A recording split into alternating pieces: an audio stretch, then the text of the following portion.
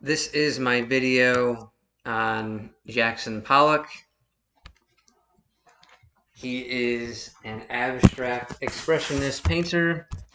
I first learned about him in college. I think it was when I read Kurt Vonnegut's Bluebeard, which is about a painter similar to Jackson Pollock. I think that's when I first learned about him. So I don't know a lot about him, and as stated in the other videos, these videos about these artists are somewhat exploratory. I know a bit about them. As stated, he's an abstract expressionist.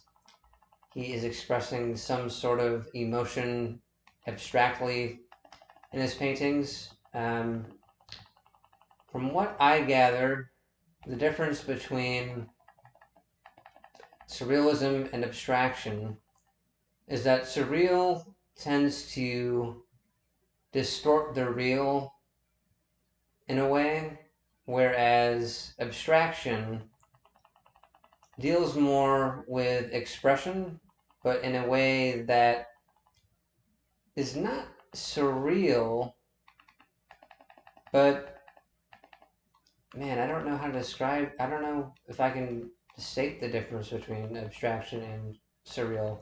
Surreal seems to be more detailed, abstraction seems to be less detailed. I mean, these don't really have much form to them. They have a bit of form.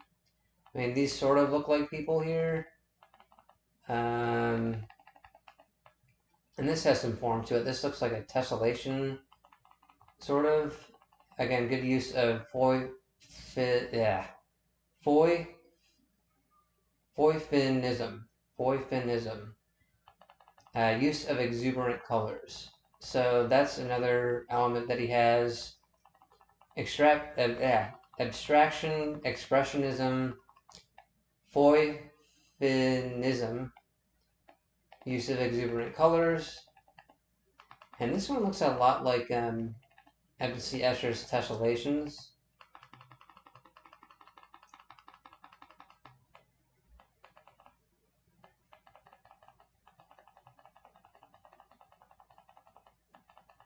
There's Pollock there.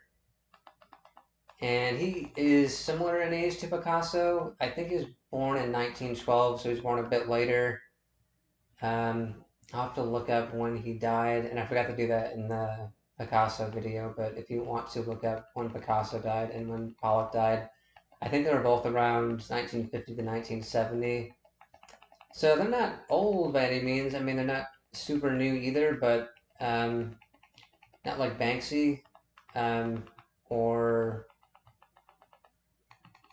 I can't think of another new artist off the top of my head, but he is relatively new. I mean, doesn't have a lot of form to his art, but makes a good use of boyfinism, good use of exuberant colors. There is some form to them. I don't think he's just splattering paint on a page. It looks like there is a method to it. I mean, there is some form here, there is some symmetry here. And it looks like that would be hard to do because it looks like he's using his hands on a tube of paint to do that. So I don't know if I could do that, what he's doing. It seems like he's doing something that, if you just look at his work, at first glance, you'd say, well, he's just splattering paint on a page. But it does look like there's some form and symmetry to this. And he makes good use of color, or foifinism, exuberant colors.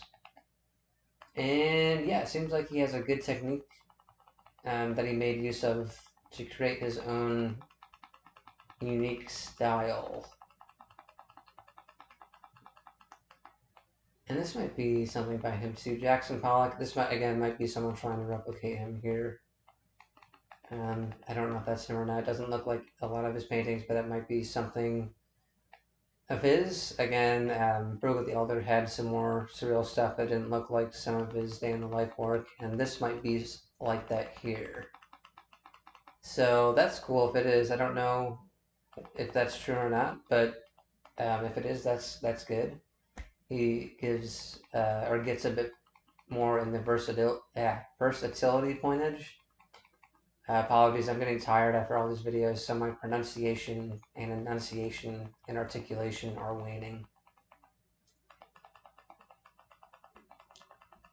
But yeah, he's good. I will show you a bit more of him, and then I am going to eat something because I am very hungry, or hungry rather.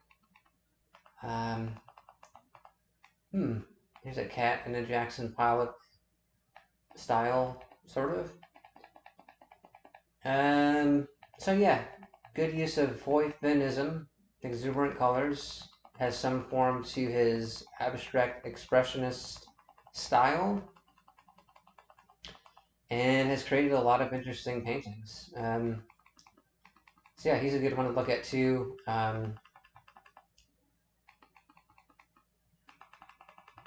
Yeah, has a lot of good stuff.